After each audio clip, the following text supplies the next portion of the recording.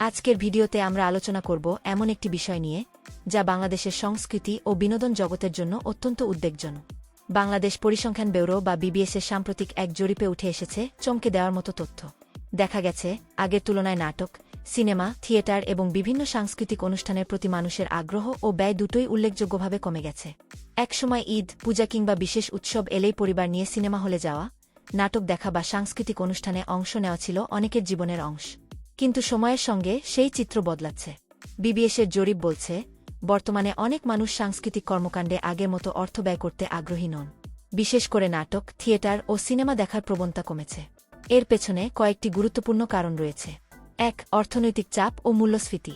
গত কয়েক বছরে নিত্যপণ্যের দাম বৃদ্ধি পাওয়ায় সাধারণ মানুষ তাদের খরচ কমিয়ে এনেছেন। ফলে বিনোদন খাতে ব্যয় করার প্রবণতাও কমেছে। ২. ডিজিটাল প্ল্যাটফর্মের উত্থান।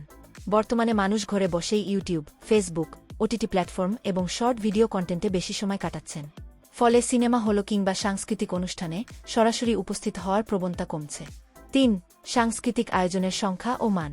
সংস্কৃতিকর্মীদের একাংশের মতে পর্যাপ্ত সরকারি বিনিয়োগ এবং পৃষ্ঠপোষকতার অভাবও এই খাতের সংকটকে বাড়িয়ে তুলছে। সম্প্রতি বিভিন্ন সাংস্কৃতিক সংগঠন বাজেটে সংস্কৃতি খাতে বরাদ্দ বাড়ানোর দাবি জানিয়েছে। ৪. নতুন প্রজন্মের রুচির পরিবর্তন। বর্তমান তরুণ প্রজন্মের বিনোদনের ধরন দ্রুত বদলে যাচ্ছে। দীর্ঘ নাটক বা থিয়েটারের পরিবর্তে তারা এখন স্বল্পদৈর্ঘ্যের ডিজিটাল কন্টেন্টে বেশি আগ্রহী। বিশেষজ্ঞদের আশঙ্কা।